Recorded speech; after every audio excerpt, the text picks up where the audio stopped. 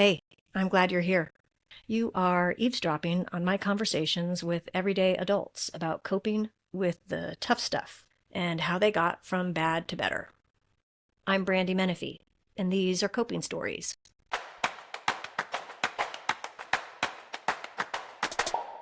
Today, I'm having a candid conversation with Chris about how he has been coping through the roughest period of his life.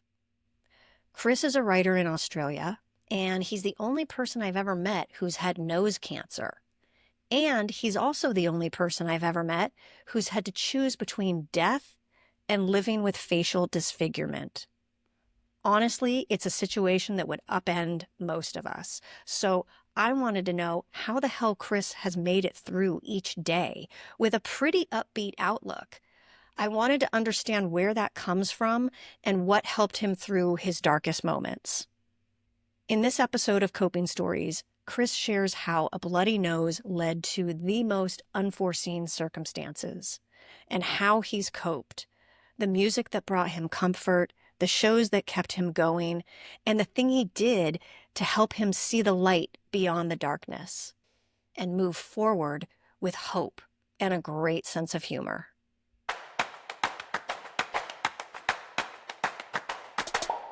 Is it true for your wedding, your bridal party dressed in costume? It is very true.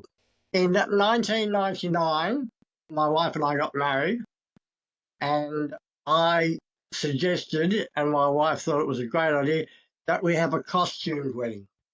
And the whole wedding was costumed. So we had about 120 people. We had it in the backyard of the house we were living at the time. I was Dracula. My wife was the bride of Dracula. My groomsmen, who were my three brothers, they were the Penguin, the Riddler, and Two-Face. And my wife's three bridesmaids, which were her two sisters and her best friend, they all came as leading ladies from the silver screen. One was dressed as Vivian Lee in the dress she had from Gone with the Wind. One was Cleopatra, and the other one was dressed in that pink dress that Marilyn Monroe had.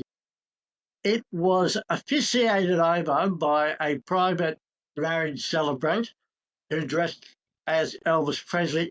It's the first Elvis wedding in Australia. This sounds like the most fun wedding. It was a great afternoon. It was lots of fun. Okay, so shifting gears, I really want to just jump in feet first with you.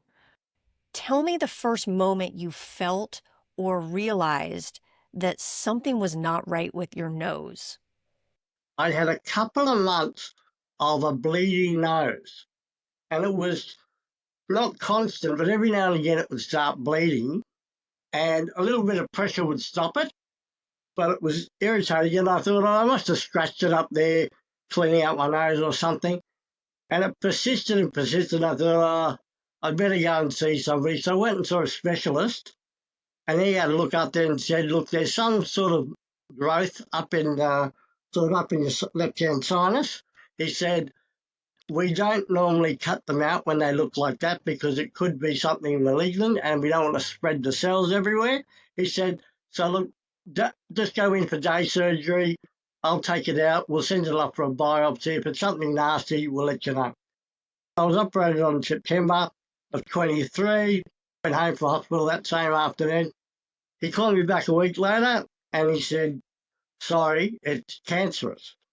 This particular type of cancer responds generally very well to radiation, and you'll have 30 sessions of radiation, 10 minutes a day or something, and that usually takes care of it. Tell me how you felt when you got that diagnosis. I was surprised because I was thinking it would be something fairly benign, a benign tumour or something, or a cyst of some kind. So I was surprised to get the bad news, but I thought, oh, well, it doesn't sound too bad if he's got it, and the radiation is just to prevent the likely recurrence. That's all good. I'll do that, no problem. How does health insurance work in Australia?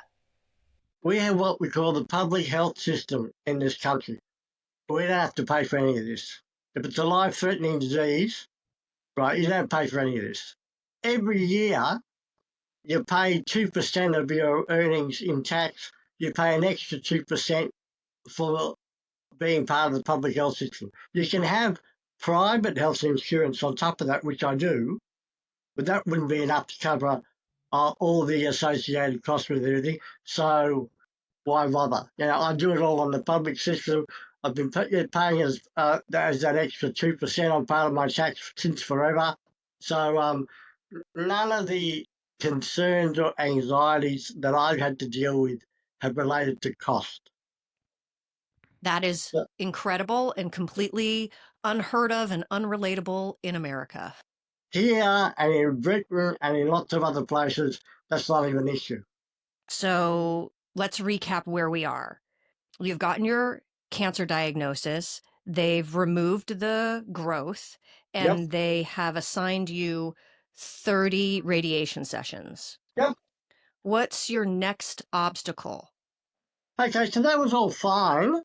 That was finished in December of that year.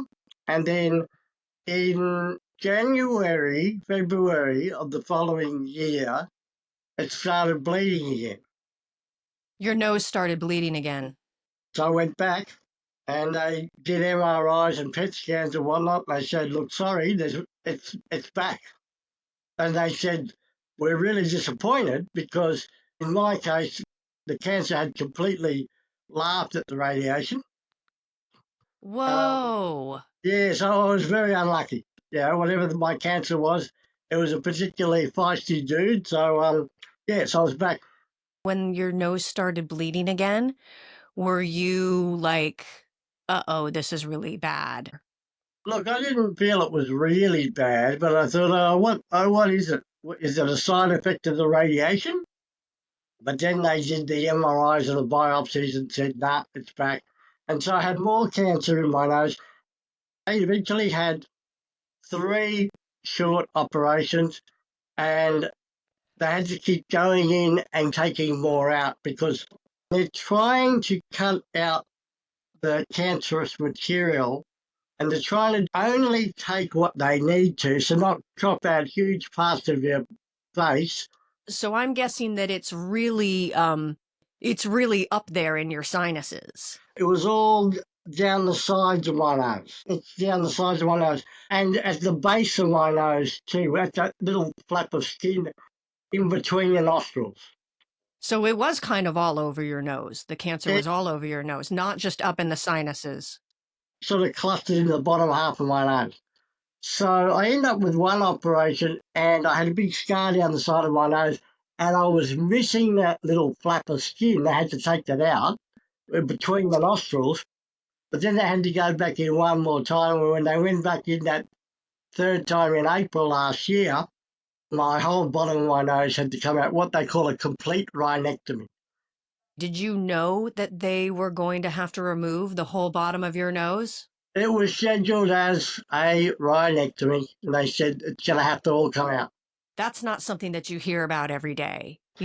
We hear about breast cancer every day. We're familiar with what that means, but I've never known anybody who has dealt with nose cancer. And so when they're like, oh, we're going to have to remove the strip of skin between your nostrils. Oh, no, we're going to have to remove the entire bottom of your nose.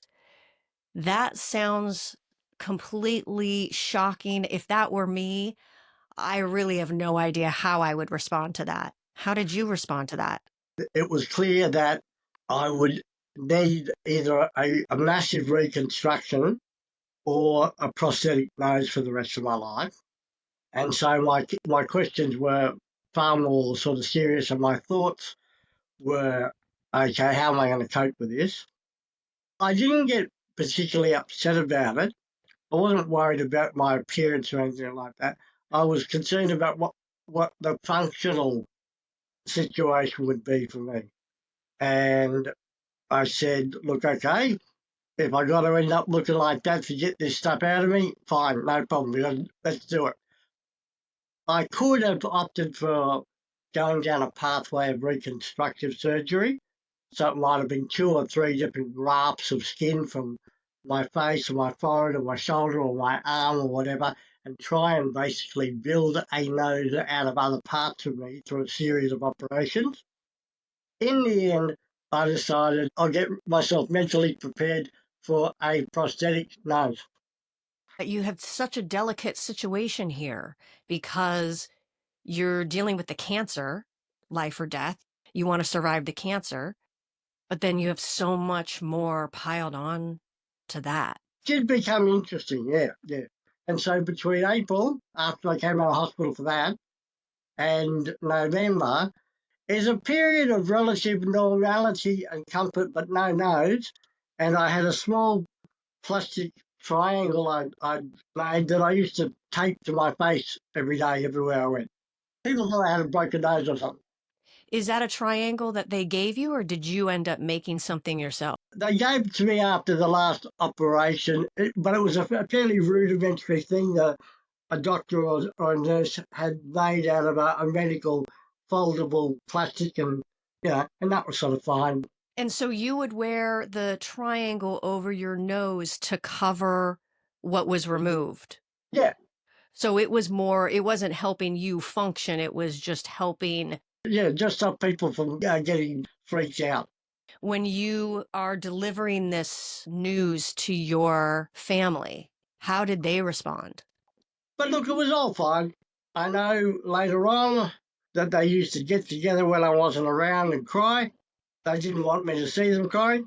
Did they share that with you at some Yeah, point? yeah. They told me later. Yeah, For them, it was kind of like they wanted to be strong and supportive of you, but they also needed to feel their feelings, yeah, and so they would do that away from you. yeah. It was probably a combination of worrying if cancer would come back and be worse and I'd die, and feeling upset for me going through the disruption to my life and accepting the changes that would be enforced on my life for the rest of my life. So that was where they were coming from. Most of the time through all of this, I was pretty positive. I did have a difficult period after the nose came off because we talked about the Australian public health system before. There was a gap in the system about who pays for artificial noses.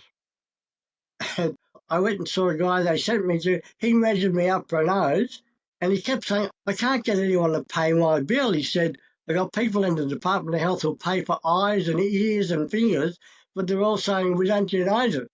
And eventually I got my local member of parliament to intervene with the Minister for Health, and it got all sorted out. Are you telling me that you're the first person in Australia who has needed a prosthetic nose? We got 7 states, and the rules are different in every state. But in my state, they used to have a team of people, and they used to make eyes and noses and ears, but they all retired. It's such an infrequent thing.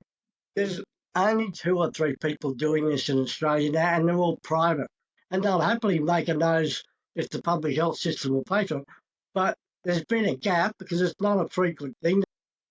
I managed to kick that door down a bit, and the Minister for Health has written to me and said they're reviewing the policy this year.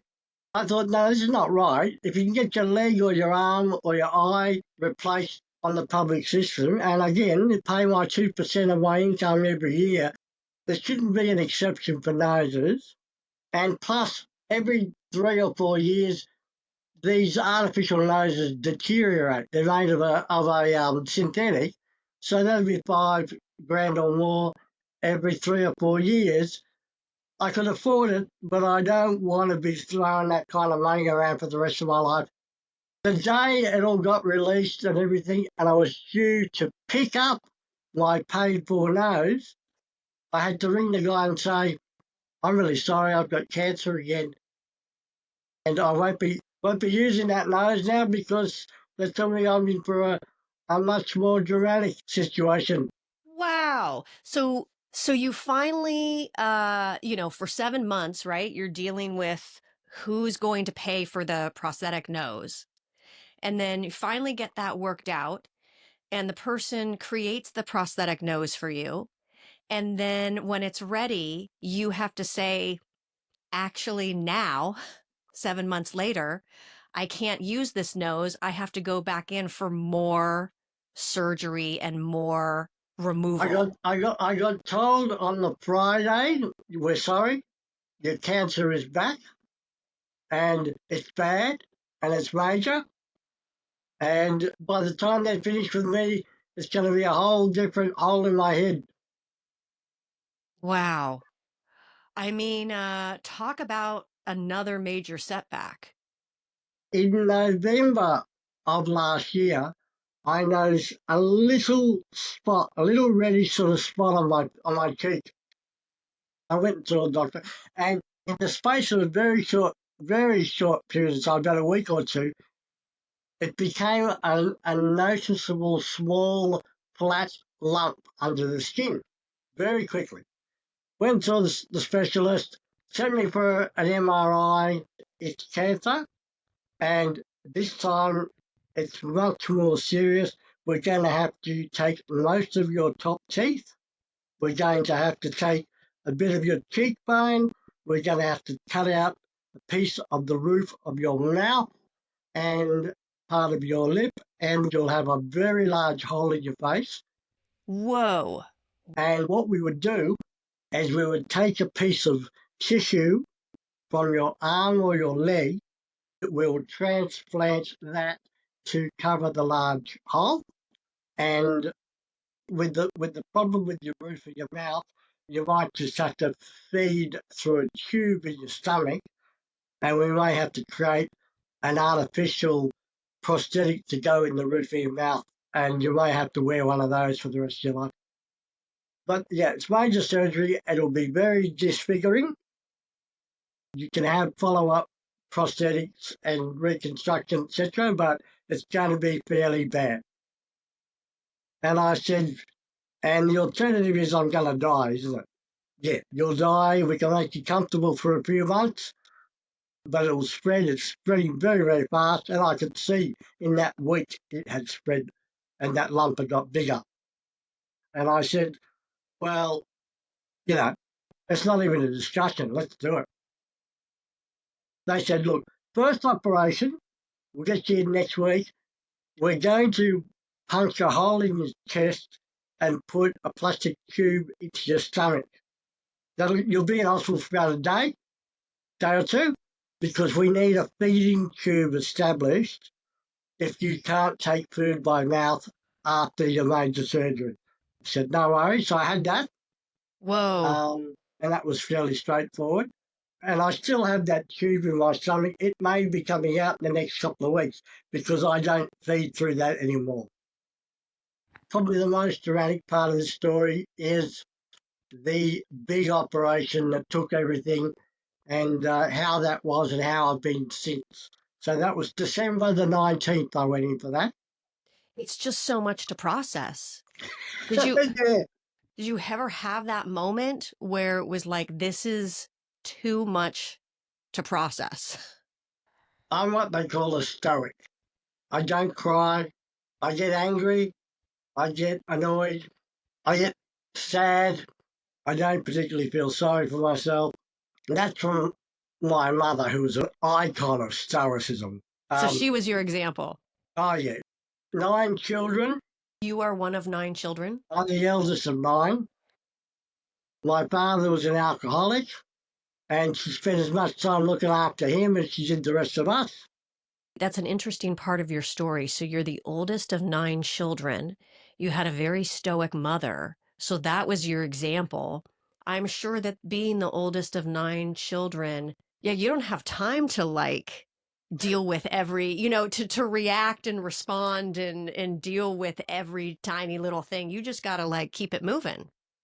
My mother was white, and my father was brown, and they got married in 1959 or 60 or something. And this was not a country where that was particularly popular.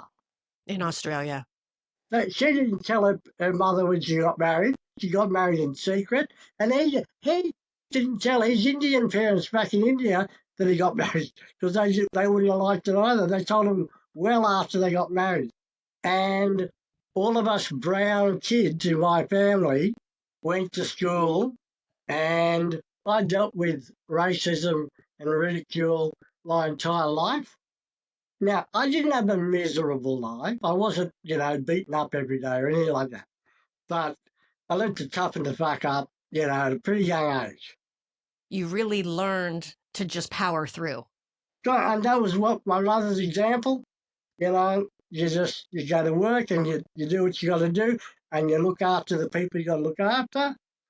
Not much use in complaining about it. Just keep going. So, yeah. So, look, very grateful for the influence she had on me.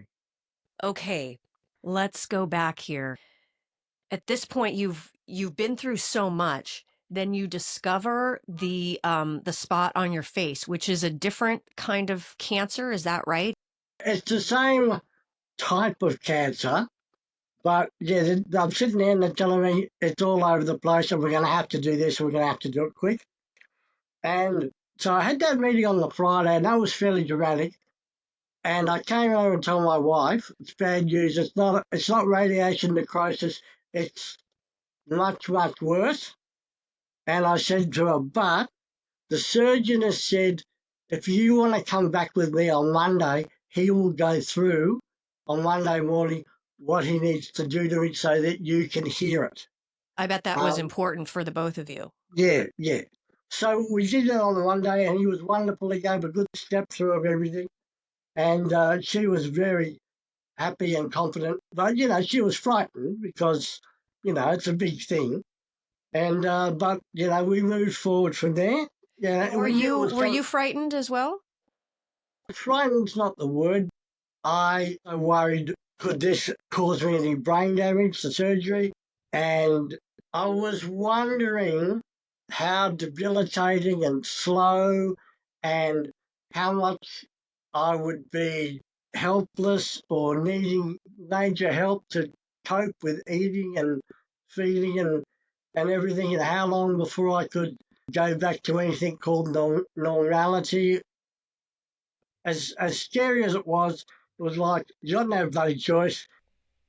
Tell me about waking up after that major surgery. I woke up and my wife and daughter were there. I couldn't talk much, and they're trying to communicate with me, and I'm waving and looking at them and stuff. And it was funny. One of the nurses or something had said, should we put some music on for him? We were joking about what kind of music to put on, and I was writing a note saying, do not let them put Wham on, and you've got to put the Cure on. I love that you were like, no wham. Did you Uh, want a particular album or a particular song by The Cure? no, look, well, I think I might have said Just Like Heaven, which is my favourite track of theirs. What was your reaction when you saw your face? As bad as it looks now, it looked fucking 10 times more horrible because it was twice the size and it was this weird, bright, blotchy, ugly purple colour. And they said that it'll change back to the colour of the rest of your skin eventually, and it did by about day 10 or 11. But It, before then, it just looked like an absolute weird freak show. you're left with quite a large hole in your face from like the middle or top part of your nose down to your lip. I've got enough nose to rest a pair of glasses on. And in my upper jaw, I have my top three teeth at the back right hand side, and I have my top two teeth on the back on my left hand side. All the other teeth have had to be cut out How did they replace the roof of your mouth? with skin. Skin and tissue they folded back and forth and sewed to the roof of my mouth. And then the skin that is now covering the whole of your face, that was taken from your arm. Yep. So they tell you, they warn you, like you're going to be disfigured. But Yep. how did whatever you imagined then, how did it compare to what you saw in the mirror? It was worse. It was worse. The real life was worse than what I imagined, but not too bad worse once it settled down. And so now you wear a like paper medical mask. Yeah, just wear like a COVID-19 paper mask. Yeah. And nobody would even know. No one knows. They think Yeah. I'm just, worried about, residual COVID. What were some of your darkest moments after the surgery? I had a couple of really dark, dark moments in hospital. The first couple of days are the absolute worst. I had a lucid dream where the doctors were telling me cancer's back and it's spreading again, and yeah, there's nothing we can do. And I thought, it's pretty damn bleak, and I feel pretty damn bleak. I hate hospital. It's boring, can't get comfortable, it's just horrible. And you're wondering how long are we going to be like this? When I first came out, I had 10,000 drips in my arm and I had a drip in my neck and various other things. I wouldn't say I was in pain because they had me doped up with very strong painkillers. The first few days, I had to be sponge bathed in bed, because I was quite seriously on the drips. But I don't like not being able to go to the bathroom myself. I had a catheter in, so I didn't have to worry about urinating. But if I wanted to evacuate my bowels, I had to call someone, had to go through the whole bloody drama. I hate it, hate it, hate it. When you are in hospital and you're just hating being there, right? You have no independence whatsoever. You have to call somebody if you need to go to the bathroom. What are you thinking? Like, you know, are you daydreaming about what you wish you could be doing or how you could be spending your time? Used to literally feel like I was going insane. And so I thought, I need to start trying some mental techniques to get me through this. Otherwise, this is going to mess me up really bad. I thought, okay, you know very much what's happened. You know very much what the future is. This is sort of like a piece of agony in between, but you just have to keep saying, this is the limbo lounge, the waiting zone, whatever. It will pass. You will be on the other side of an imaginary window, an imaginary doorway. And remember that it's there, it's a reality. You will graduate to that place. So you've got to stay calm and just keep reminding yourself, this is temporary, this is temporary, this is temporary. What else did you do to cope? My wife and daughter are fantastic, and they're my psychic energy, a constant star to navigate through the universe. My daughter's 21, so it's good. So they keep me grounded and they give me direction. My wife's name is Jackie, and I thought if tomorrow Jackie comes in, I'll get her to bring my laptop in, and if I'm comfortable and I can watch some Netflix or something. So I was watching Law and Order and Chicago PD, those shows throughout all of 2024. That was really good and therapeutic. Good quality intellectual kind of entertainment. I could just go in there for several hours a day and just lose myself in that because they're so well done. The craft of the writing and the acting is so extraordinary. I'm so glad you found a joyful distraction in the hospital. I had a conflict once or twice with hospital staff. Two nurses were arguing about how they wanted to clean out my neck grip and my face thing and whatnot. And one of them said, "Oh, the doctor told me to do such and such, but he doesn't know what he's doing. I'm going to do this instead." I grabbed the alarm button and I started yelling and said, "This guy's not touching me." So you had two nurses who were going to clean your nose cavity and they were arguing about what way to do it. Yeah, so I grabbed the button and I started yelling, and somebody came and I said, "That guy's not touching me. He's not." And they couldn't understand me, so I had to write it down, and they didn't like it. And I ended up writing a note. "Do you want me to go to the Healthcare Complaints Commission?"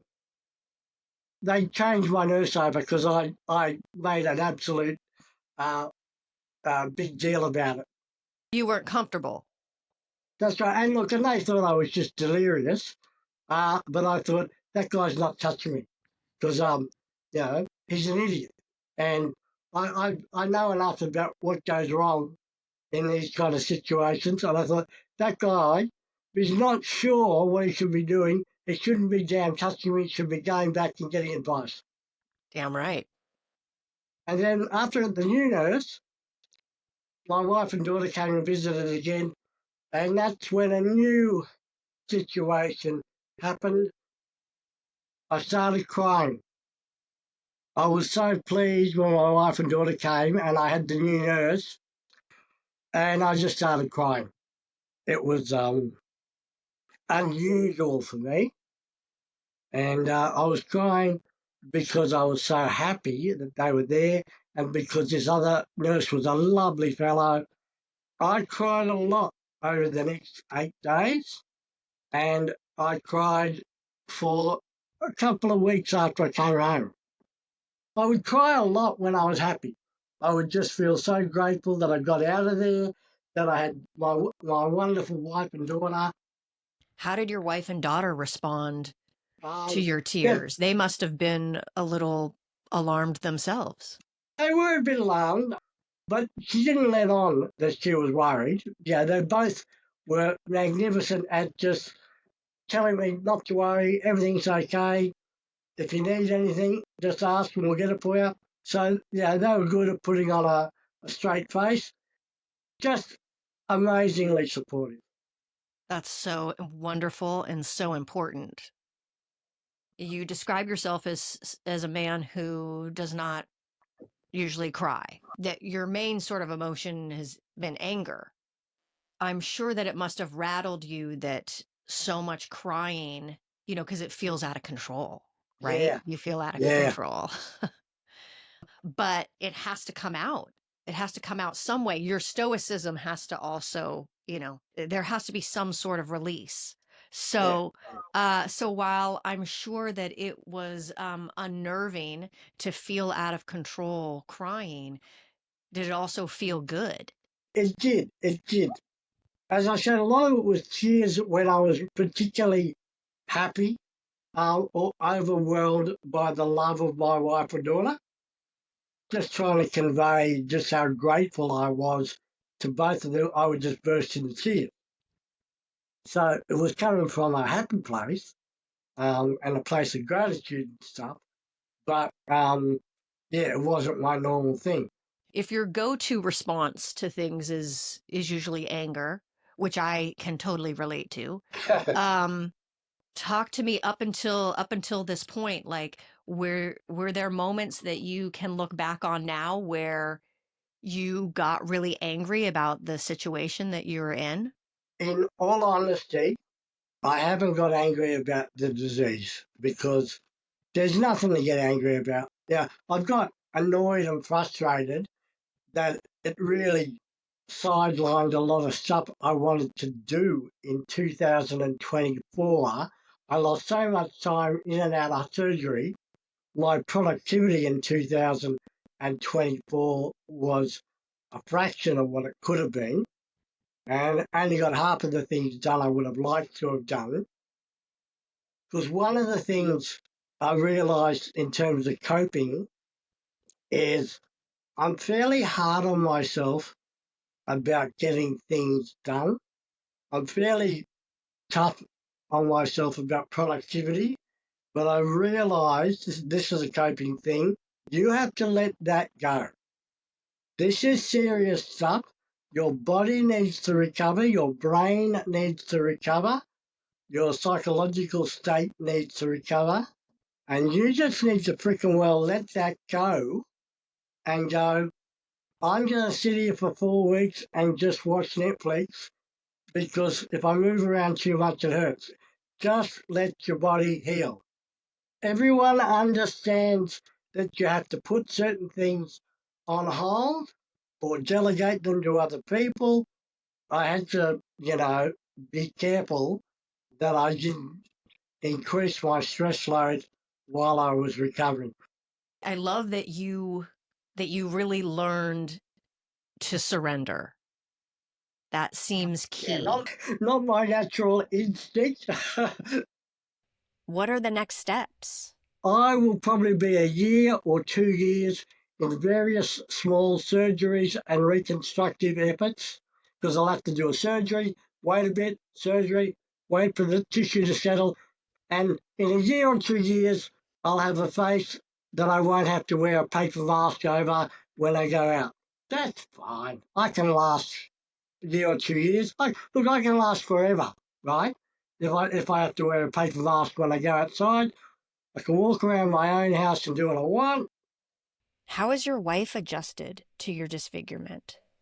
She doesn't care what I look like. She doesn't care. Her and my daughter said, we don't care, but it's in their eyes. It's in their face. They never sort of look worried or whatever.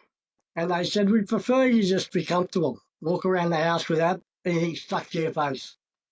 One of my friends said to me, I don't know how you're dealing with that because I'd be devastated to have my physical appearance messed up so much. And I said, I was never that bloody handsome to start with. And I said, look, I'm not 20 years old and trying to find a girlfriend. I've been in a really happy, loving relationship for 25 years. She can either deal with what I look like now, or if it was too horrible and she had to, want to split up or something, I'd understand that. If I was a different age and a different status of accepting certain things, it would be much harder. Or if I had an occupation where my looks were important, if I was a model or an actor or, on the front counter at McDonald's or something like that, yeah, okay, then I'd have to do a rethink. But I'm not in that situation. I don't define myself by what I look like. I define myself by what I think and what I do.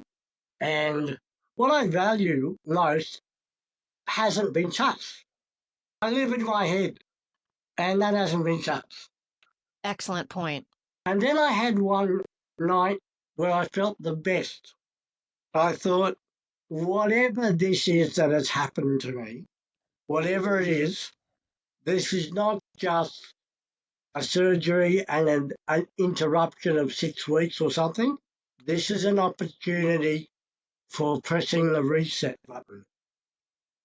I can go into the next phase of my life and I'll need to do it on a gradient. I'll need to do it slowly, but I can actually think the best and go, maybe I've got 20 or 30 years left. And why don't I make them the even better 20 or 30 years? So I've got a little treadmill in my office and I get on the treadmill for 40 minutes every day. I put on a Chicago PD and I exercise. I have type 2 diabetes and I'm managing that better than before. I'm going to slowly try and incrementally improve my life. Once I get a bit of strength back, I'm going to start doing a bit more upper body exercise with light weights. My home office always looks like it's been hit by a hurricane. I'm going to slowly start to tidy up, What else did you do to cope?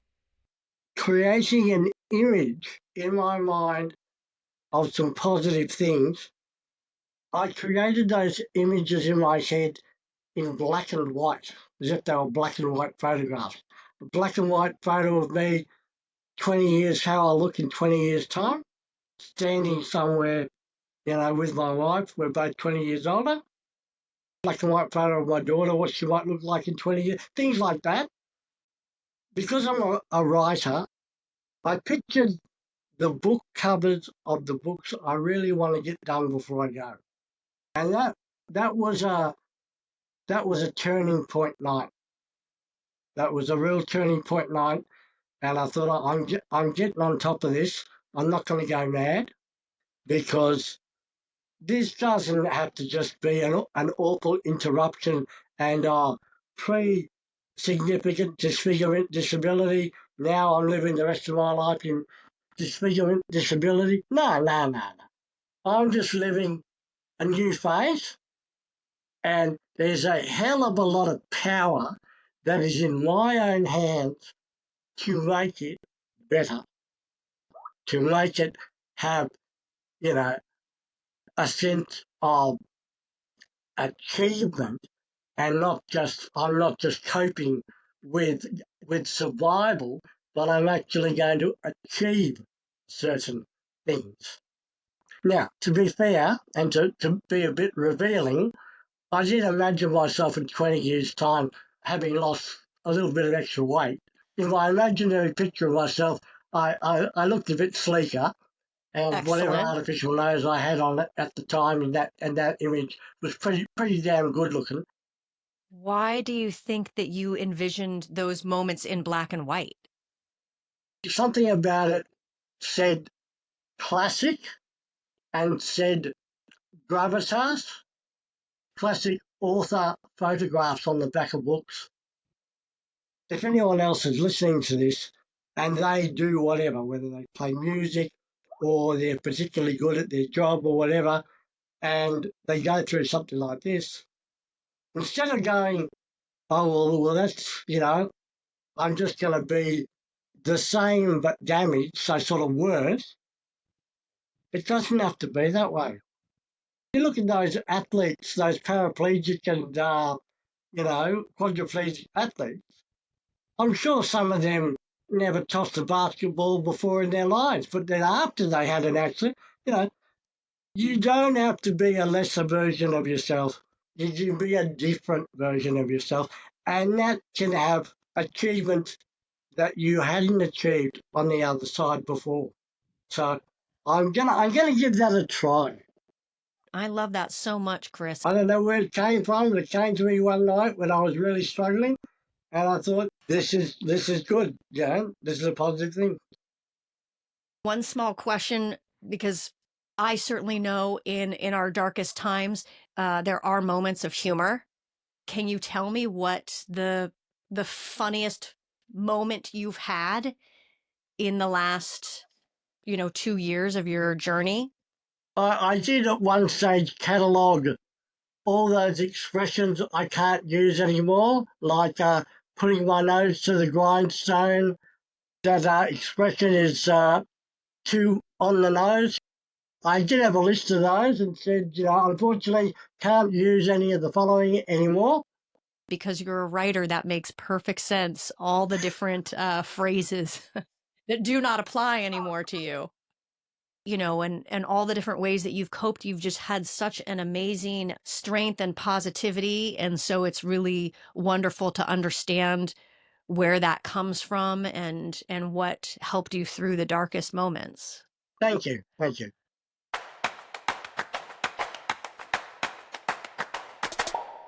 I can totally relate to Chris's achiever mentality. I grew up with two parents who lived by their to-do lists, and our value was in what you accomplished on those lists. But when it comes to coping with big life challenges, I've never really thought about looking 20 years ahead and visualizing those future achievements as like a coping mechanism. I just love that so, so much. I really appreciate Chris candidly sharing his personal experience with facing and beating multiple cancer diagnoses and how he's coped and is still coping with facial disfigurement. My hope is that Chris's story, his outlook, his humor, or his coping mechanisms bring you some comfort.